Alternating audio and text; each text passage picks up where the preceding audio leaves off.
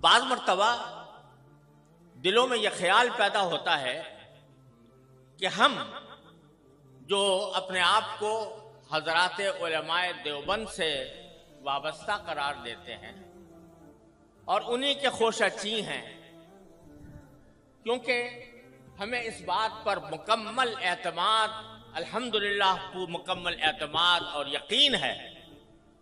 کہ حضرات اکابر علماء دیوبند ہمارے بہترین اسوہ اس لیے ہیں کہ وہ اتباع سنت کی تصویر ہے، اور ہمیں اس بات پر مکمل اعتماد ہے کہ اہل السنت والجماعہ کا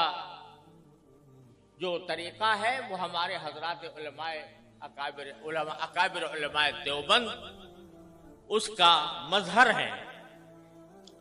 ما انا علیہ و اصحابی کا مظہر ہے۔ تو چونکہ حضرات علماء دیوبند اور ان کی اتباع میں ہم بحیثیت خدام جامعہ دارالعلوم کوئی دن نہیں منایا کرتے، کوئی کسی کی برسی نہیں منایا کرتے، کسی کی پیدائش کا دن نہیں منایا کرتے، یہاں تک کہ اس کائنات میں سب سے زیادہ عظیم ہستی جو در حقیقت وجہ تخلیق کائنات ہے، جناب محمد الرسول اللہ صلی اللہ علیہ وسلم، آپ کا یوم پیدائش بھی ہم لوگ نہیں مناتے۔ آپ کا وہ یوم پیدائش جس کو آج کی اصطلاح میں عید میلاد النبی کہا جاتا ہے وہ بھی ہم نہیں مناتے، لیکن یوم پاکستان مناتے ہیں، 14 اگست کو یوم آزادی مناتے ہیں۔ تو بعض لوگوں کے دلوں میں یہ خیال پیدا ہوتا ہے کہ جب اگر دن منانا ہے تو سب سے زیادہ اس کے مستحق نبی کریم سرور دو عالم محمد مصطفیٰ صلی اللہ علیہ وسلم کی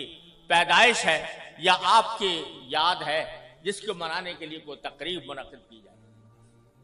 کیا وجہ ہے کہ ہم عید میلاد النبی نہیں مناتے لیکن یوم پاکستان مناتے ہیں، آزادی پاکستان کا دن مناتے ہیں؟ تو میں اس کی وضاحت کرنا چاہتا ہوں کہ اس میں کوئی شک و شبہ نہیں ہے کہ اس کائنات کی تاریخ میں سب سے بڑا عظیم دن وہ تھا جس میں اللہ تبارک و تعالی نے اس کائنات کی ہدایت کے لیے جناب محمد رسول اللہ صلی اللہ علیہ وسلم کو مبعوث فرمایا۔ اس سے زیادہ عظیم دن انسانی تاریخ میں کوئی اور نہیں جس میں آپ تشریف لائے، لیکن آپ ہی کی تعلیمات اور آپ ہی کی سنت اور آپ کے جانثار صحابہ کرام کی سنت یہ ہے کہ انہوں نے کبھی نبی کریم صلی اللہ علیہ وسلم کا دن نہیں منایا، اور اس لیے نہیں منایا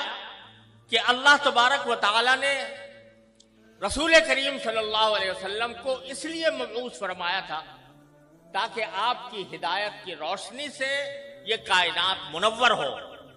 اور لوگ آپ کی تعلیمات کی اتباع اور پیروی کریں۔ آپ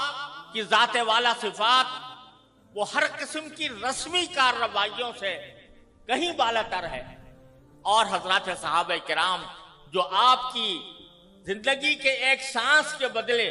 اپنی ساری زندگیاں نچھاور کر سکتے تھے، انہوں نے کبھی یہ دن نہیں منایا۔ جب انہوں نے جو کوئی چیز نہ منائی ہو اور انہوں نے اس سے اعتراض کیا ہو اور اس کے بجائے ساری زندگی اتباع سنت کی کوشش کی ہو،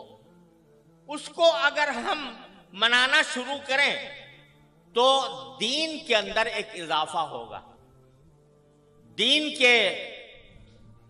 احکام میں ایک اضافہ ہوگا، اور دین کے کام میں کوئی اضافہ وہ بدعت کہلاتا ہے۔ من احدث فی امرنا ھذا فہو رد، تو وہ بدعت بن جاتا ہے کیونکہ وہ ایک مذہبی معاملہ ہے۔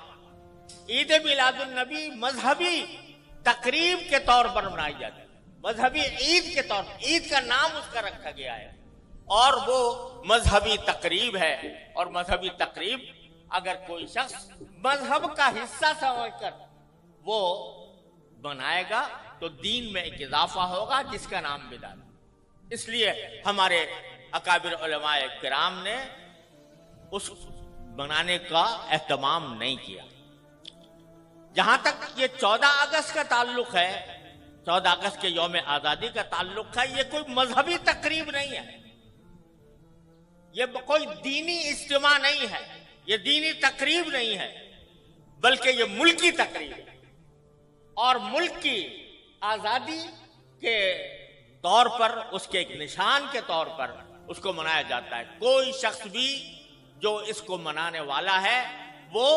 اس کو دین کا حصہ سمجھ کر نہیں مناتا، اس کو مذہب کا جز سمجھ کر نہیں بناتا، بلکہ ایک ملکی تقریب ہے۔ ایک ملک کا اللہ تبارک و تعالیٰ نے ایک ملک ہمیں عطا فرمایا، اور ایسا ملک عطا فرمایا جس کی تفصیل مولانا عزیز الرحمان صاحب نے بیان کی ہے، تو وہ ہم ایک ملک کی تقریب کے طور پر بناتے ہیں۔ بدعت اس وقت بنتی ہے کوئی چیز جو شریعت میں نہ ہو اور شریعت کا حصہ اس کو بنا دیا جائے، لیکن یہ کوئی شریعت کا حصہ نہیں، یہ کوئی دین کا کوئی دینی تقریب نہیں، دینی عید نہیں، دینی مذہب نہیں، دین کا کوئی مذہبی حصہ نہیں، لہذا یہ ایک ملکی تقریب ہے۔ اور یہ ایسا ہے جیسے کہ اگر کوئی شخص اپنے گھر کے اندر کوئی کسی اپنے گھر کی تعمیر ہوئی اور اس تعمیر کے اوپر کوئی اجتماع کرے، کوئی دعوت کرے، تو یہ کوئی مذہب کی تقریب نہیں ہے، کوئی دین کی تقریب نہیں ہے۔ اسی طریقے سے ہم یوم آزادی پاکستان کا اس لیے مناتے ہیں کہ اللہ تبارک و تعالیٰ نے اپنے فضل و کرم سے یہ نعمت ہمیں عطا فرمائی تھی۔